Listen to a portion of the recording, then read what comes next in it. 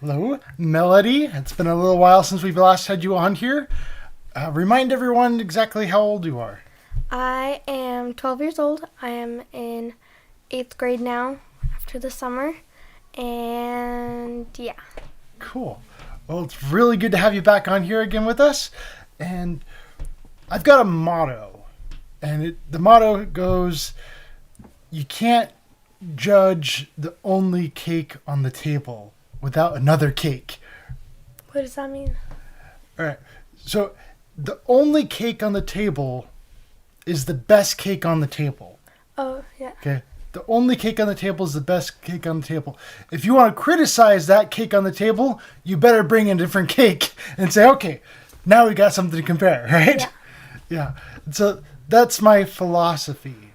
And I like to criticize different textbooks out there, right? And so what does that mean? That means you gotta have more than one textbook? That means I got to bring my own cake. Yeah. So I got to bring my own cake. And so I'm actually writing my own textbook. Okay. I'm writing my own textbook. And today I want to hear what you think about it. Okay. Tell everyone about it. So this is the cover. And I want you to go ahead and I want you to practice reading it, because one of the things about my textbook is I want it to cover advanced material, but I want it to be simple enough for a child to understand. Okay. And so I want you to kind of tell me what you think about it, see how it flows off the tongue, and see how well you understand it. Okay. Cool. So here's page 1. Page 1. What is science? Go ahead and read that for us. What is science? Most words in the English dictionary have multiple definitions, and the word science is no exception to that.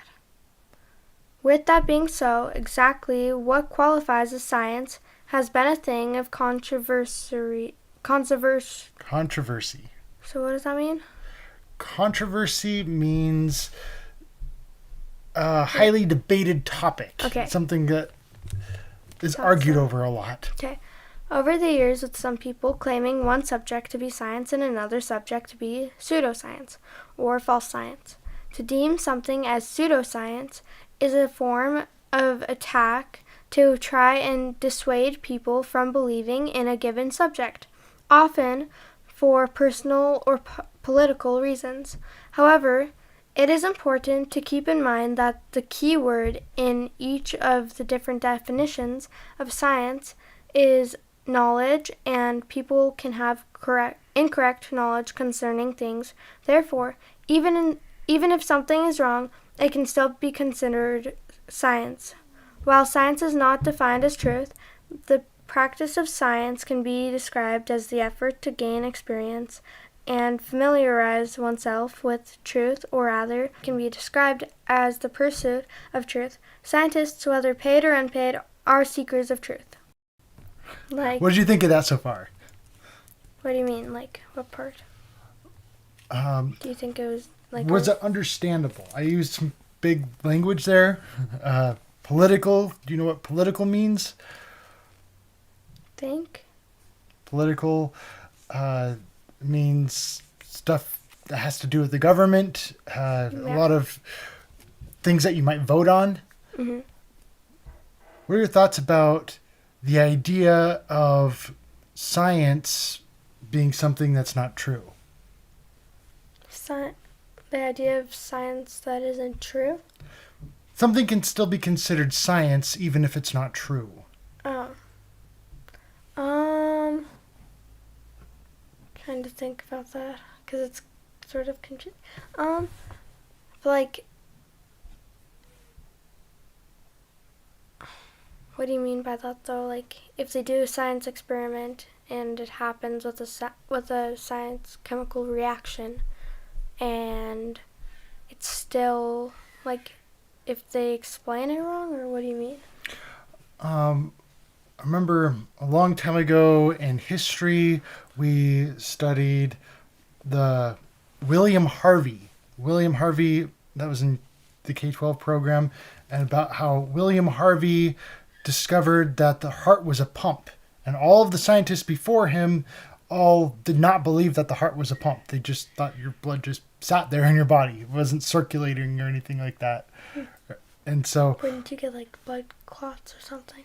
yeah, it was a weird time. A lot of people had different notions and beliefs Wait. about blood. So if blood was like that, what did they expect when you got a cut and It was started just bleeding? falling out. It was just falling Did you out. get it back? That was something that we learned about in your elementary class doing the K-12 program. Really? Yeah, William Harvey. And that was one that always stuck out to me really strongly. Wait, so it wasn't long ago when they believed that it started to pump? I think it was in the 1800s. I don't remember the exact so date. that is long ago. Okay. William Harvey. For a long, long time, everyone knew that your body was made up of 4 fluids called humors: blood, phlegm, yellow bile, and black bile. People thought of these fluids the same way some people today think about genetics, a handy explanation for, like, everything. So, say you had a bad temper. That meant you had tons of yellow bile inside. But if you were all detached and unemotional, your body was probably full of phlegm. Galen grabbed this idea and ran with it, coming up with lots of medical treatments, mostly involving cutting people open and letting their blood drain out. His medical books were so popular, they rocked the bestseller list for the next 1,500 years. And that's when William Harvey steps in. We've gone past the Dark Ages, the Middle Ages, and the Renaissance, but the medical world is still all about Galen. Harvey's a young hotshot doctor to British royalty, who's got it made if he plays his cards right. There's only one problem: he's way too curious. Galen was smart, but limited. For one thing, he never got to test his theories because cutting dead people open was a big no-no back in the day. It pretty much killed your chances of getting into heaven, so Galen had to figure things out either by guessing or by dissecting dead animals, which was kinda but not totally useful when talking about humans. But Harvey's got no qualms with slicing up dead people, even though surgery is considered a pretty trashy career move and done only by low-class barbers. He's inspired by a couple of Renaissance doctors named Vesalius and Fabricius, who are revolutionizing the world of medicine, but they've got way too big a man crush on Galen to really challenge his ideas in a major way. Not so with Harvey, whose curiosity leads him to ask more and more questions every time he digs into those corpses. Galen claimed that blood was produced in the liver and then sent up to different parts of the body, which used it up. Harvey says that makes no sense. Blood travels in a circle from the heart, through the arteries, into the veins, and then back into the heart. Yeah, William Harvey. And so even though they had incorrect information, they were still putting the puzzle pieces together. And eventually, William Harvey was the one who discovered, oh, look at that. The heart is a pump circulating your blood and all this other stuff, right? Mm-hmm. So just because they had incorrect information doesn't mean it never got corrected in the future. Does that make sense? Yeah. And so it's just knowledge is the key thing here. And you can have incorrect knowledge, but you're still trying to put the pieces together and get a more correct knowledge. Does that make sense? Yeah, so if you only found 5 sentences in a big paragraph and you put them together and thought that the cat was blue because you read those 5 words, it says so, but it's not true. Mm-hmm. Yeah, there's a lot of big things there, but this is one of those huge. This is a very controversial topic right here as to exactly what is science. A lot of people will argue about that night and day. Right. Now let's go ahead and read this. Consider this. Okay. Consider this. In college, a person can earn a degree of science in various fields such as political science, the humanities, history, and art. Knowing the definitions of science, why would those fields of study be considered science? And then it shows the definition. Or science is. Yeah. Art. Why would those fields of study considered be in history. No, was it history? Maybe. Yeah, it was history. No, it was art. It was art. Yeah, they were actually talking about this exact thing. Really? Yeah. And they're saying there's actually a lot of science in art. I just can't remember what they were saying, but I remember them bringing it okay. up. Okay. I can think of a couple different ways science is very much applied in art, such as when it comes to, there's some chemistry involved in ceramics when you've got to get your clay at just the right baking point and being able to get the glazes just right. There's a lot of chemistry in the glaze work when it comes to doing ceramics, or even just mixing your paint and things like that. However, it's not quite it. That's not everything there. Okay. So this whole focus here is on, we've got our different definitions. Systematic knowledge of the physical or material world gained through observation and experimentation. Right? Yeah. So it's just systematic just means organized. Okay? Organized knowledge.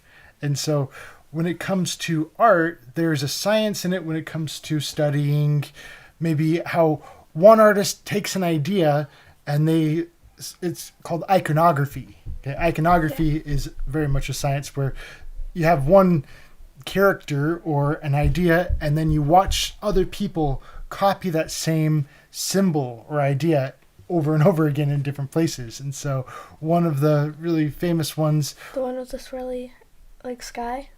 Van Gogh. Yeah. Van Gogh is a very influential artist, and a lot of people, because he's so influential, they copy him. That's what makes him influential. I've seen a Batman one before. A Batman version of A Starry Night. Yeah, that's a really good example. Okay, so systematized knowledge. This is page 2. Systematized knowledge. Imagine going to a library where all the books are scattered all over the place in random order, making it very difficult for anyone to find something they were looking for. How useful would that library be? How information is organized makes a difference. Wisdom, from Charles Spurgeon, right? Charles Spurgeon, that's his name. Charles Spurgeon. Wisdom is the right use of knowledge. To know is not to be wise. Many men know a great deal and are all the greater fools for it. There's no fool so great a fool as a knowing fool. But to know how to use knowledge is to have wisdom. Wisdom isn't just having information. It is knowing how to use it. A system is a way of organizing information. For example, you might have heard of Dewey Decimal System. I can't talk. That libraries often use when it comes to organizing books. Organization helps us recognize patterns in information, which in turning helps us to see the bigger picture and recognize ways to put the information to use. How is that? There's a few things that you had a hard time. That didn't quite flow off the tongue as well as we'd hoped, but does it put the picture in your mind? Are you able to clearly understand it? Anything you don't understand about it? I get that one and I get that one. I don't get that one though. Okay, the third one. Wisdom isn't just having information. It is knowing how to use it. A system is a way of organizing information. For example, you might have heard of the Dewey Decimal System that libraries often use when it comes to organizing books. I think that needs a comma. You might be right. I might need a comma. Organization helps us to recognize patterns in information, which in turn helps us to see the bigger picture and recognize ways to put the information to use. So the difference between knowledge and wisdom here, okay? You can have all this information up here, but if you don't know how to use it, it fails. That's where you have the disconnect from wisdom. And so that's why it's so important to organize knowledge so we can easily access it and just think about that whole puzzle box that is not put together yet, right? Mm-hmm. And so it's chaotic. You don't see the big picture. But the moment you put the puzzle pieces together, now I see the big picture. And that's the difference between knowledge and wisdom. Knowledge is just having a whole bunch of chaotic puzzle pieces all over the place. Wisdom is actually putting the puzzle pieces together and seeing the big picture. Okay. I think that makes sense. Does that make sense? Yeah. Okay, good. This is so good for me to be able to just go over this because I can write this stuff in there if I need to. Yeah. Okay. So here's, I think, it's page 3. Okay. Strong foundations. The wise man built his house upon a rock, from Matthew 7:24. The Bible uses the imagery of a wise man building his house upon a rock as compares to sand as a symbol of strength and sureness. Sureness. A faulty foundation is one that crumbles and falls apart. The sturdy foundation is a symbol of truth. While people's knowledge concerning things is not always right, the goal is to make our foundations as strong as possible, striving to understand the best of our ability. We can do this by building on a foundation of axioms, self-evident truths that require no proof. These are basic, plain, and observable facts, like how many fingers you have on your hand. Is that clear? Yeah. Cool. Yeah. Building a strong foundation is building on axioms. It's a word that is really popular, I'm finding. I'm noticing it in more and more places. The moment you start to recognize the word, it's everywhere. It's weird. But I first learned this word from Alexander Gleason. I was reading his book, and he used the word axioms. I And recognize that name. he's really famous for his flat Earth map, the Gleason map. Oh, okay. I was like, wait a second. He wrote this great big thick book that is really hard to chew on. And one of the very first things he talked about in his book was axioms. And I just really liked that. It was very influential for me. Okay, so let's talk about academic pitfalls. Okay. Academic pitfalls. The opposite of building on a strong foundation is building on a pitfall, a lightly covered hole in the ground that is used for catching people or animals. People walk on them, thinking that they are solid ground, and then fall through when covered in when then covering is... Sorry. Huh? Oh. Okay, so people walk on them, thinking they are on solid ground, and then fall through when the covering is unable to support their weight. Okay. Academic pitfalls are claims that have no observations to back them up. If someone makes a claim like the sun is on average 93 million miles away and provides nothing to back up the claim, that qualifies as an academic pitfall because the claim lacks a foundation. It is important to remember that math formulas can also qualify as academic pitfalls. Math formulas require observations to verify them and show that they accurately describe reality. Just because the math looks right, 2 times 2 equals 4, a person can't just slap that on any claim they want and act like it proves something. Be in the habit of continually checking the ground you walk on by asking, what is that claim founded on? What makes you think that? And how do you know that is true? So I've got an example here. Just because 2 times 2 equals 4, that doesn't mean a yardstick is 4 feet long. That goes over a lot of people's heads. And they're like, what in the world are you talking about? Did this help at all? And just saying you can't just slap 2 times 2 equals 4 on any old claim you want and say that proves something? Yeah. Are you kind of getting the idea that I'm talking about here? Yeah, because like if they're saying, how hot is the sun? And you're like, okay, so I know everything. I know math and everything. So the perfect equation for knowing how hot the sun is first you measure like the diameter of the sun times 2400, and then you minus off the heat of the sun, and the equator equals like the heat. Like, Yeah, you're it's standing just, there you got this like- big, you can have this big, long, extensive formula. then you stand there like, People get math blind. and then you're like, who measured the sun? yeah. And you're just like, yeah. People literally go math blind and say, "Oh, that looks fancy. It must be right." Yes. Right? The appeal to complexity. That's what it's called. Exactly. Yeah. This is something that has been my biggest criticism throughout so many different textbooks that I've read over the years. And so that's something that I really strive to do with this book. Doing it different is really do everything I can to avoid any kind of academic pitfalls. And one of the really cool things about this book is how many textbooks do you have contact the author if there's something you have to say. You don't like the way this is written?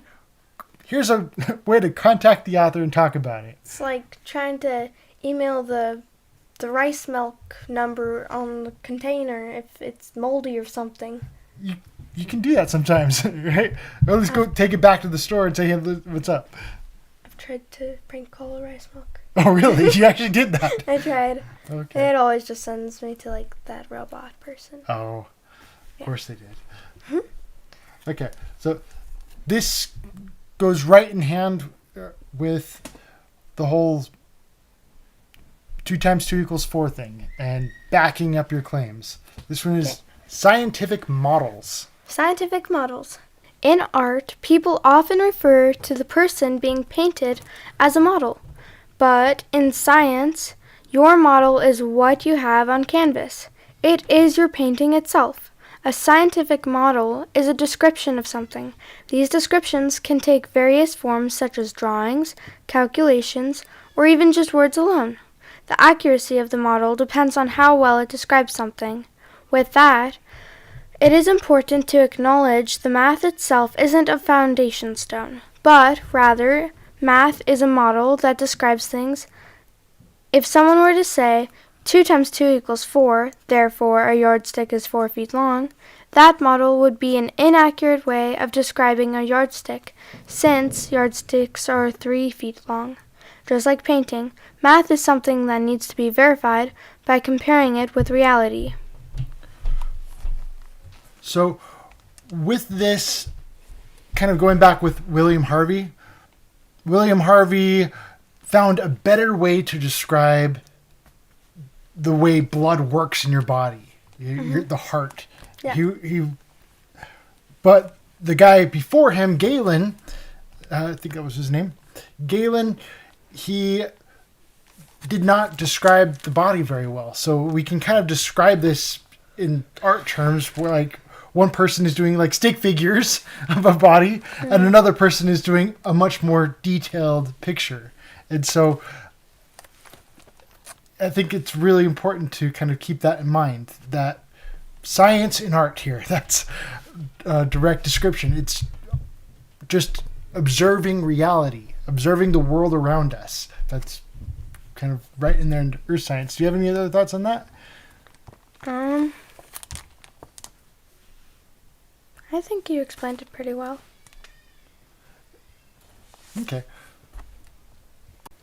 Earth science. Earth science is a broad field of study that covers multiple subjects. In colleges and universities, you typically don't see specific classes referred to as earth science, but instead, you'll find individual classes focusing on the individual subcategories of earth science. Nonetheless, each of these subcategories affect each other, wherein it is important to take the time to observe the big picture. What do you think of the little conspiracy board? It's just starting there in the top. Yeah, I think it's cool and it helps you see that they're not all just their own thing. They're connected to the bigger thing, earth science, like astronomy, geology,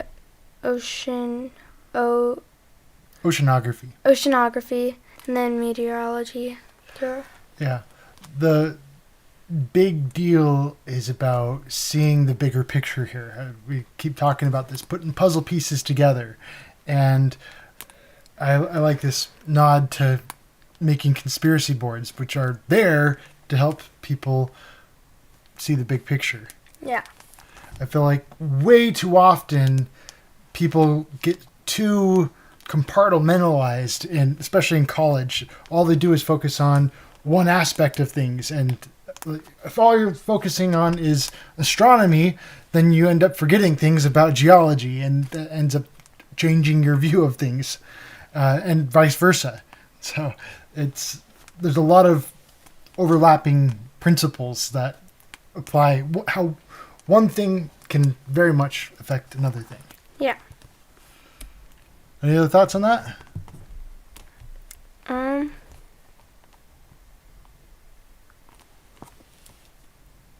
No, really? Okay, we can go on. Why it matters. Earth science is a highly controversial topic. It is a big deal in both politics and religion. Did the biblical flood actually happen? Is the world currently in a state of climate crisis? Has man actually been to the moon? Those are all earth science questions. World governments spend extreme amounts of money in departments related to earth science. According to space.com, NASA's budget for the year 2025 alone was $25.4 billion. With so much money, it becomes a really big deal as to whether they're telling the truth or not. The more you know, the harder it is to deceive you. Knowledge is your weapon against lies. Okay. I really like the way this picture looks. And for me, this really emphasizes what really got me interested in earth science. When I was going to college and even in high school, I just looked and said rocks and gravel. I didn't really see the big picture yet. Yeah. I didn't see how important it was. And the way textbooks even write, why is this important? Well, you just might be digging a well someday, and this might be important for finding oil or rare minerals or something like that. Mm-hmm. If you have a job in mining, it's going to be important for you to know. Okay, well, I don't really want to be a miner. That's why I fell at school. So why is this important to me is the question. And so the way this is written out, it's about how earth science isn't just for people who want to look for fossils or something like that, you know what I mean? Or find water. It's not specifically there for people who are looking for a career in earth science, but it helps open it up to like everybody, so then they don't just have to work on it or be an astronaut when they're older or whatever they want to do. But like it helps them see what things are actually going for and like what's actually happening. And it's a pretty big deal when you really get into it. Just kind of looking at just NASA's money here. We talked about the budget, but when it comes to religion, it's like huge.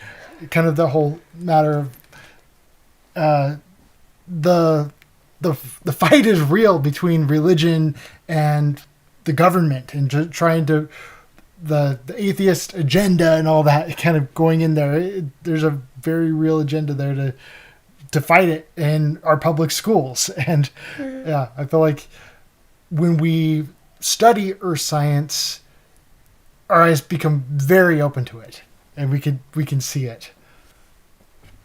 Any other thoughts? It's just crazy how much money they spend, and like just want to know what they're actually using it for. Yeah, what are they actually using it for? And it'd be cool to like measure how much money like each person actually spends, like just in tax and stuff, like every time they have to spend money. Yeah, I mean, interesting to do an audit sometime to see exactly where all of the money goes. I've heard of NASA spending tons and tons of money on coffee cups before. Coffee cups? Yeah. For what? That was it. It just said coffee cups. And yeah, they're spending like $100,000 on coffee cups. And it was weird. It's like, congratulations for working at NASA for 20 years. Everybody gets a free coffee cup. Here you go, here you go, here you go. Yeah, but like really expensive coffee cup. I don't know. It's really weird stuff. But yeah, let's move on. Okay. Let's go hand in hand with the other one. Conspiracy fact. Sometimes people turn their nose up at the thought of a conspiracy and think of conspiracy theorists as crazy people. However, keep in mind, a conspiracy is defined as an unlawful, harmful, or evil plan formulated by two or more persons. Plot. By that definition, every police officer should believe in conspiracies, since every bank robbery that consists of a team of two or more individuals qualifies as a conspiracy. Conspiracies are real. Imagine if every police officer thought it was impossible for criminals to work in groups of two or more. Bad guys get caught because of good conspiracy theorists. Our personal and national security depends on the acknowledgement that conspiracies can and do take place. Okay, so we've got conspiracy theory and conspiracy fact. Yeah. You kind of understand the difference between the two? Yeah, conspiracy fact is like what we already know is true and it is happening. Conspiracy theory is where they find some Evidence. Yeah, evidence that like fingerprints or that they just found something and they're like, it might be happening, but we don't have enough proof to make it a fact that they're doing it. There's a reason for suspicion. Yeah. And so with this one, I always think of the astronauts who died on the Challenger like there's this big explosion and all these astronauts died on the Challenger shuttle, right? And all of a sudden, a lot of them have like twin brothers who look identical to them and even go by the same name. And it's just like, okay. Really? Yeah, it's really weird. I feel like they'd be smarter than that and like hide it up a little more than just, oh yeah, my name is Johnny. Aren't you the one astronaut that died? He's like, no, I'm a different Johnny. He's my brother. He just looks like him, but it's a brother that has the same name? What? In 1986, the shuttle Challenger exploded about 74 seconds after takeoff, killing all 7 astronauts inside. Or did it? It turns out that 6 of the 7 are still alive and kicking today. Ellison Onizuka claims to be his identical twin brother, Claude. Yeah, I've got an identical twin brother, Claude, too. The Challenger pilot, Mickey Smith, hasn't even bothered changing his name. He's now Professor Michael J. Smith of University of Wisconsin. Now, Krista McAuliffe was a bit of a sneaky one. She was the Challenger payload specialist, quite famous for being a teacher. It turns out during her astronaut days she was using her middle name, Krista, and now she goes by her first name, Sharon, and she's a Syracuse law professor. The Challenger commander, Francis Richard Scobie, is now Dick Scobie, which sounds like a rather unpleasant disease, CEO of Cows in Trees Limited. Judith Resnick, the Challenger mission specialist, again hasn't even bothered changing her name. She's a professor at Yale Law. And finally, Ronald McNair, another Challenger mission specialist, claims to be his identical twin brother, Carl McNair. What are the odds? I've always wondered about that. I was like, what if I had like quadruplets when I was older? Mm-hmm. Like I was like, what if I get quadruplets when I'm older and I name all of them Katie? That'd be really weird. It's like, Katie, time for dinner. They're like, coming. Yeah, that'd be weird. So, And then they're like, Katie's at her friend's house. Which one? Katie 1, Katie 2, Katie 3, or Katie 4? I don't know. She's like, oh man. I can imagine doing that with a middle name. I think it'd get really confusing quick, but yeah, they'd just have fun with it. Yeah. Well, I don't think it would be too bad because you would have like a last name too. Yeah. Like Adams and Adams and Adams and Adams, but like. I guess it's true. But if his Although first name would be women very- tend to change their last name all the time, though, so that's something True. else. But the big important thing here with conspiracy facts is it's the bad guys who don't want people to believe in conspiracy theories, right? Yeah. They don't want to be found out. So that's why they talk. Oh, only crazy people believe in that stuff. That way Yeah. they can get away with it. And that's probably why NASA tries to hide it up about the twins and pretend, oh yeah, that's normal. Everybody does that these days. It's like a trend. Look it up on TikTok, and then they show like this video, and there's like a bunch of kids saying, oh yeah, my name's Billy. My name's Billy too. Billy. I don't. Scientific proof. Believe it or not, in 2006, in the Journal of College Science Teaching, Dr. Jacqueline McLaughlin from Pennsylvania State University reprimanded both teachers and students boldly claiming science never proves anything. She even went so far as to claim words like prove, correct, and true should be removed from our vocabulary completely and immediately. Dr. McLaughlin wasn't alone in this sentiment. Her views were shared by various professors at Haverford College, Forbes magazine, The Scientific American, and Psychology Today.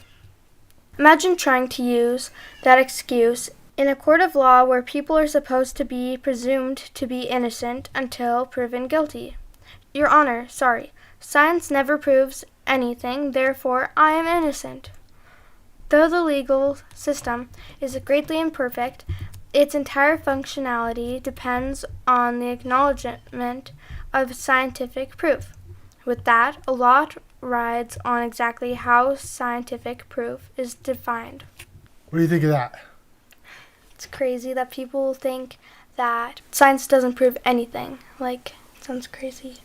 Just like, what's your proof? There is none. Do you think teachers who don't believe we should use words like correct and true should be grading papers? Yeah, exactly. I was going to say that, like, they're grading a paper and they're like, okay, Can't call that There's one that. correct. show your proof. We don't teach that at school these days. And they're like, oh, sorry. Do your test and I'll grade them. Grade them. Is there proof that any of it is correct? If you can't say words like correct and true, do you have any business saying something's wrong? Or right? Right? So proof goes both ways. There's both the right way and the wrong way. Right? You can't Yeah. prove something wrong unless you know what is actually right. And so True. So proof plays a big part in almost anything. it does. It does. So here we're going to get into those definitions of proof. In general, proof has multiple definitions, such as the act of testing, which should be a common practice in science. Dr. McLaughlin, however, was more concerned about establishing a thing as true or producing a belief in truth. In this, please keep in mind that acknowledging truths is how people learn. If truth is never acknowledged, then there is no learning that takes place. This is opposite of building on a strong foundation. It is rejecting all foundations everywhere and is choosing to be tossed in the wind of every passing fad and new idea. It might be true. Huh. Yeah. The scientific definition of evidence greatly narrows things down. A demonstration of truth of a mathematical or logical statement based on axioms and theorems derived from those axioms. In this, it can be scientifically proven that dogs are mammals. This logical statement is based on the axioms of dogs. often having fur, giving live birth, and nourishing their young with milk from their mammary glands. Mammary glands. Evidence, on the other hand, can be considered proof if it is strong enough. But in general, it is less certain. It is a reason to believe something might be so, an indication or sign. The girl's head felt warm, which was evidence that she might have a fever. It is an observation that raises suspicion and warrants further investigation. At this stage, it isn't certain if the girl has a fever, but it makes one want to pull out a thermometer to find out for sure. Yeah. Any thoughts on that? Like, over here, I guess, where I was like talking about like scientifically proven that dogs are mammals. Like, if we didn't have proof, like, that's like one of the big things about science. So science would like not be established at all, really. Yeah. It's like proof is like, oh yeah, we are humans. No, maybe we're dogs, pigs, or birds, or maybe we're just dust with thoughts. You can tell the difference between. You can tell if a dog is a mammal or a fish. Yeah, and if we didn't have proof, everything would be so confusing. Like, I would think, if I'm a fish or dust that can think, then maybe couches can think too, and maybe couches aren't actually made because by people. Maybe you can grow them on trees because we have no evidence that people actually make them. Did you see some political agendas that might be kind of in there for why people might want to toss proof out the window? Because they're worried about their stuff, that it might not make sense, and they might be like, oh, we sort of don't have proof for this thing, so we're just going to pretend that proof doesn't exist. Okay, everybody, since you believe everything that I say, goldfish aren't actually golden. They're actually like silver. But, so you believe that, right? Okay. So, proof isn't real either, so. With the raise of hands, everyone's crowding and cheering, and yay! Proof doesn't exist anymore. I feel like there's a whole land of fruits and nuts that are going crazy for that kind of stuff. Right? I'm sure you've heard a lot about that at school with the whole, am I really a boy? Maybe I'm a girl. And there's a lot of drama over that. And that's exactly where I'm talking about this kind of stuff. It's interesting how much politics ends up getting put into our science textbooks. Yeah, because they put so much like faith in NASA and the government that they're like, okay, we're giving you our money and we're believing whatever you say because we know that the sun gives off heat and we believe that and we know that. So people are also living on the moon, and we believe that monkeys also go up there too. Yeah. So we used the word axiom again, and you'll notice it's even right there in the definition, the scientific definition of proof. You'll see the word axiom right there, and so it's kind of one of those things that I'm like, I never quite noticed that before. I think that's one of like the Tesla things. Once they come out with Teslas and you're like, oh yeah, Teslas are everywhere. Then you see them like 5 in each driveway. Yeah. So an axiom is one of those really basic, obvious things. I've got 5 fingers on my left hand. This is my right, this is my left. Yeah. 5 fingers on my left hand, right? That's an axiom. I was talking to someone about this recently. He's like, no, that's not true. I have 4 fingers and 1 thumb. I'm like, I don't like when they say that. It's just like, okay, but thankfully, like, science journals actually acknowledge your thumb as a finger. So exactly. Yeah, it can be very much classified as a finger. So that's as long as they're not counting their toes. Yeah, I think I've got 10 fingers on each. I've got 10 fingers on my right. Yeah. And 10 fingers on my left. I feel like at that point they're just trying to be argumentative, Yeah. and they're not trying to find common ground with anyone. They're just trying to split hairs and find whatever little tiny thing they can to disagree with To you. prove you're wrong, exactly. Yeah, and I feel like that's just kind of... You don't really want to waste all your days with those kind of people. Okay. It's kind of like an indicator. All right, let's Are move there on. any more pages? I think the last page was my vocab recap, and that's it. So we don't need to go over that because, yeah, but I like this whole thing because those are the important words, and we kind of continually go back to those words all throughout the chapter, kind of like we did with axiom. We kept going back to that one. Except it's not really on And- there. It's okay though. Axiom is right there. Oh, So, I was like looking for. a self-evident truth that requires no proof. Wait, what's the difference between academic pitfall and just pitfall? Oh, okay, I get it now. Okay, so the pitfall is like the actual thing, the tiger trap with the spikes in the bottom and stuff that were really popular in Peter the Pan, Vietnam War. I think. It's Pokemon. It's really popular in Pokemon. Ash Ketchum continually falls into pitfalls dug by Team Rocket. So, yeah. Oh, I gotta watch that show again. It's funny. It's on Yeah. Netflix. We finally got Netflix. Oh, really? It's on Netflix. Okay, cool. Yeah. All right. Thank you. That's been. I will cover chapter 2 next week. Okay. Okay. This message has been brought to you by the Flat Earth Institute of Science. Powered by Miro. If I've said something that you disagree with, come reach out to me there. Our door is open.